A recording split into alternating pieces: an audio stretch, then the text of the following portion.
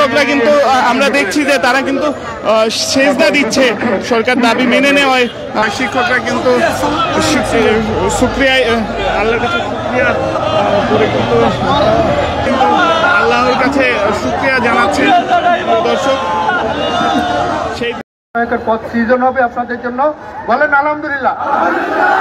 আর এর অতিরিক্ত আপনাদের প্রাক প্রাথমিক চালু হবে। আচ্ছা, এটা 6 নম্বরে বলছি। প্রাথমিক বিদ্যালয় নাই স্বতন্ত্র, 6 নম্বর দাবি ছিল প্রাথমিক বিদ্যালয় নাই স্বতন্ত্র ইবতেদায়ী মাদ্রাসা প্রাক প্রাথমিক শ্রেণী খোলার অনুমোদনের ব্যবস্থা করো।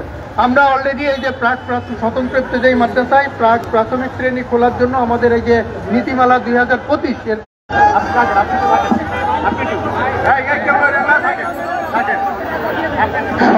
জাতীয় দলের সকল খবর নিয়ে আসবেন। এই যে আমাদের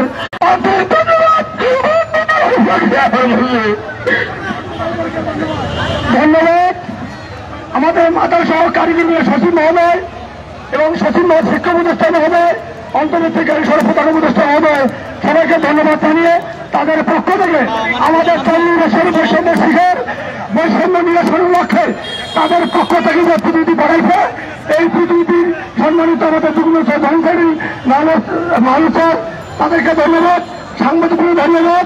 তারপরেও প্রশাসন ভাইয়ের সবাইকে ধন্যবাদ জানিয়ে আমি আমার 2025 জুনের মধ্যে 6 দাবি বাস্তবায়ন করার লক্ষ্যে যে সিদ্ধান্ত দিয়েছেন, আমরা তাদেরকে বাস্তবায়নের জন্য সাহায্য করব। কিন্তু সরকারের পক্ষ থেকে বা অফিসিয়াল কোনো কালখবর দিলে যদি দিনের মধ্যে যদি সিদ্ধান্ত চূড়ান্ত না হয়, জুলাই মাসের 1 তারিখ থেকে আমরা অনেক তারিখ থেকে যে কর্মসূচি পালন করেছি দেশের সকল শিক্ষক নিয়ে আমরা পরবর্তী কঠোর কর্মসূচি আমরা পালন করতে বাধ্য হব ইনশাআল্লাহ।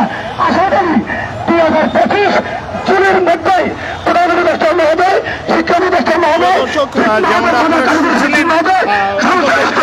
শিক্ষক দায়িত্বশীলরা এবং আমাদের শিক্ষক বিধি সমন্বয়ে জুনের মধ্যে আমরা দেখলেন যে সরকার কিন্তু মেনে নিয়েছে। এই জন্য দেশের সকল শিক্ষার্থীকে আমরা ডাকেছি, তাকে আমরা পুলিশের মাধ্যমে জল কেমন লাখে থেকে আপনারা খেয়েছেন, এর জন্য আপনাদের পক্ষ আমি আমার পক্ষ থেকে আপনাদেরকে ধন্যবাদ চাই, আপনাকে ধন্যবাদ চাই এবং সাংবাদিক ভাই আপনাদের সরকার কিন্তু জুন পর্যন্ত সময় দিয়েছে। আমরা সরকার কিন্তু দাবিটা মেনে নিয়েছে। তো এই অসুস্থতাটা দাবি মেনে নেওয়ার পরে আসলে কেমন মনে হচ্ছে আপনার? মনে হয় সারা জীবন কষ্ট করছি, আমি 12 বছর ধরে চাকরি করতেছি, মনে হয় এতদিন কষ্ট করছি, কোনো কষ্ট মনে হয় না। আল্লাহর দরবারে শুকরিয়া, অনেক আলহামদুলিল্লাহ। ধন্যবাদ প্রধান উপদেষ্টাকে, ধন্যবাদ সাংবাদিক ভাইদেরকে, ধন্যবাদ শিক্ষা উপদেষ্টাকে। সাংবাদিকের মাধ্যমে এই জিনিসটা ছড়ানো তাদের কান পর্যন্ত পৌঁছেছে, শুকরিয়া আলহামদুলিল্লাহ, ধন্যবাদ তাদেরকে। আসসালামু আলাইকুম। প্রিয় দর্শক, যেমনটা আপনারা শুনছিলেন, আমরা কিন্তু কথা বলছিলাম এখানে সরকার দাবি মেনে নেওয়ার পরে শিক্ষকরা কিন্তু দোয়া করছে, মাদ্রাসার শিক্ষকরা দোয়া করছেন, সেই দোয়ার দৃশ্য আপনাদেরকে দেখানোর চেষ্টা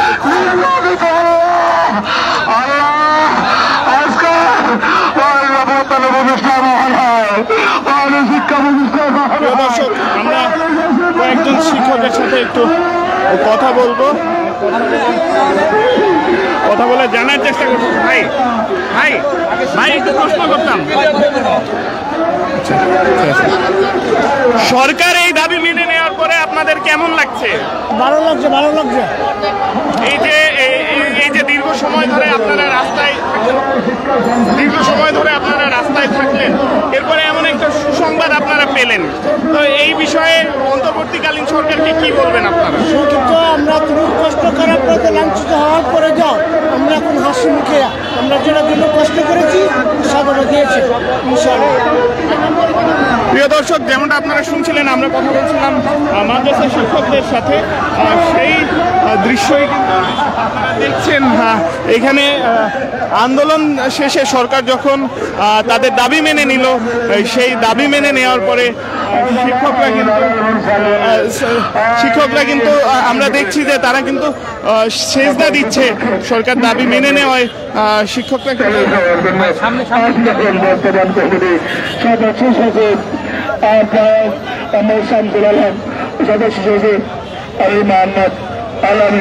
শিক্ষকরা কিন্তু সেজদা দিচ্ছে, সেই দেখানোর চেষ্টা করছিলাম। প্রিয় দর্শক, দীর্ঘ গত পরশুদিন তারা কিন্তু এই শাহবাগ মোড়েই পুলিশের জল কামান এবং লাঠিচার্জের শিকার হয়েছিল এবং সেই লাঠিচার্জ এবং জল কামানের পরে আজকে কিন্তু সরকার তাদের যে দাবিগুলো, সেই দাবিগুলো মেনে নিয়েছে। সেই দাবি মেনে নেওয়ায় তাদের ভিতর কিন্তু একটি খুশির মহল বইছে। আমরা একটু কয়েকজনের সাথে কথা বলবো। আমরা দেখছি মাদ্রাসা শিক্ষকদের ভিতর কিন্তু একটি উল্লাস সৃষ্টি হচ্ছে, উল্লাসপূর্ণ পরিবেশ তৈরি হয়েছে। আমরা কিন্তু সেই দৃশ্য আপনাদেরকে দেখানোর চেষ্টা করছি। প্রিয় দর্শক,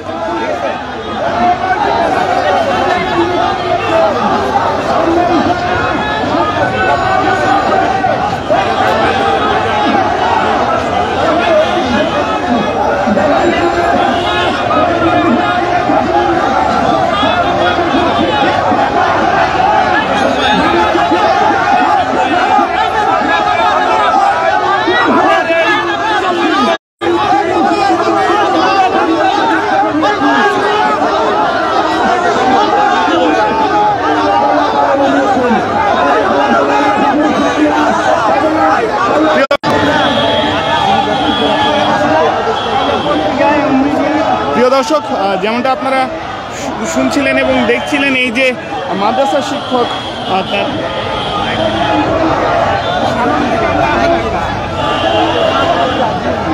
প্রিয় দর্শক, আমরা দু একজনের সাথে আমরা আবারও দেখছি শিক্ষকরা কিন্তু শুকরিয়া, আল্লাহর কাছে শুকরিয়া করে কিন্তু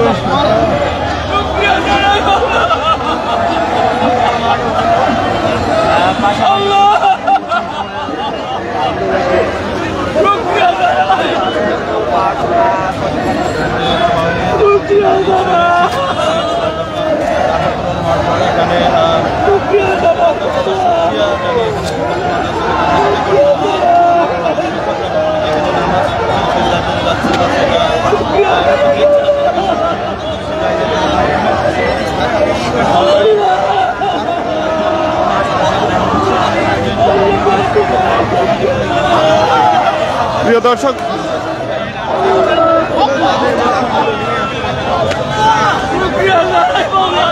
শিক্ষকরা কিন্তু আনন্দে আত্মহারা হয়ে তারা কিন্তু আল্লাহর কাছে শুকরিয়া জানাচ্ছে। দর্শক, সেই দৃশ্যই আপনাদেরকে দেখানোর চেষ্টা করছিলাম। এখানে কিন্তু শিক্ষকরা,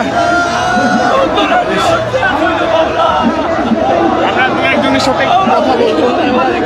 এখানে কিন্তু শিক্ষকদের ভিতর একটি আনন্দ ঘন মুহূর্ত আমরা দেখছি। শাহবাগ মোড়ে দীর্ঘ সময় ধরে শিক্ষকরা যে আন্দোলনে ছিল, সেই আন্দোলন শেষ মুহূর্তে এসে সরকার যখন মেনে নিল, তখন আন্দোলন শেষ করে তারা কিন্তু চলে গেল এবং চলে যাবেন। এখন তারা কিন্তু তাদের অবস্থান কর্মসূচি ভেঙে এখন শাহবাগ মোড়টি ছেড়ে দিবেন। শুকরিয়া জানাই মাওলা, শুকরিয়া জানাই মাওলা। জি, আপনার সাথে একটু কথা বলতাম। শুকরিয়া জানাই মাওলা। জি, আপনার সাথে একটু কথা বলতাম। শুকরিয়া কর। এই যে গত 2 থেকে 3 দিন যাবত আপনারা আন্দোলনে রয়েছেন, পুলিশের কাছে লাঠিচার্জ, জল কামান খেয়েছেন, তবুও আসলে ঠিক কোন কারণে আপনাদের ভিতর মনোবলটা ভাঙেনি এবং আপনারা সরকারের কাছ থেকে কি মনে করেন যে কোন কারণে আপনারা এই দাবিটা আপনাদের গৃহীত হয়েছে? আমরা প্রথমে বুঝেছি আমরা মুসলিম, মহান রাব্বুল আলামিন একজন আছে। আমরা যখন শাহবাগের মোড়ে মার খাইলাম, তখন আমরা বুঝতে পেরেছি আমাদের রক্ত বৃথা যাবে না, আমাদের কষ্ট আমাদেরকে মন মানসিকতাকে চাঙ্গা করছে। সাংবাদিকরা আমাদের এই যখন আমাদের নির্যাতিত শিক্ষকের ফটো কেন্দ্রীয় কমিটি সিনিয়র সমিতি বাংলাদেশ স্বতন্ত্র বাজার শিক্ষক সমিতি। আচ্ছা, আমরা তো দেখলাম যে আপনারা নামাজ পড়লেন, তো এই বিষয়টি একটু আমাদের দর্শকদের জন্য একটু বলবেন। আমি শুকরিয়া নামাজ পড়তে হয়, আল্লাহ যখন নিয়ামত দেয় তখন শুকরিয়া আদায় করতে হয়। আমাদেরকে নিয়ামত দিচ্ছে আল্লাহ, সাথে সাথে আর মাথা উপর দিকে নাই, মাথা না নত করে আল্লাহ কুতুতি পায়ে সিজদা দিয়েছি। এটা আমার মনটা ভরে গেছে যে আমি কিছু না করতে পারলাম, মহান রাব্বুল আলামিন যদি খুশি হয়ে যা আমার সব পেয়ে যাবো ইনশাল্লাহ। প্রিয় দর্শক, যেমনটা আপনারা দেখছিলেন, মাদ্রাসার যারা শিক্ষকরা রয়েছেন তারা কিন্তু দাবি মেনে নেওয়ার পরে আল্লাহর কাছে শুকরিয়া আদায় করছেন। সেই দৃশ্যই কিন্তু আপনাদেরকে দেখানোর চেষ্টা করছিলাম। একজন শিক্ষক যিনি কিন্তু নামাজ পড়লেন এবং আমাদেরকে জানালেন যে তাদের এই নামাজ পড়ার পিছনের কারণ। প্রিয় দর্শক, শাহবাগ মোড়ে ঢাকা বিশ্ববিদ্যালয়ের চারুকলা অনুষদের সামনে এই যে ইবতেদায়ী শিক্ষক মাদ্রাসা শিক্ষকদের যে কর্মসূচি, সেই কর্মসূচি অবসানের পথে। এতক্ষণ দ্য ডেইলি ক্যাম্পাসের সাথে আমি আজবার রাত যুক্ত ছিলাম।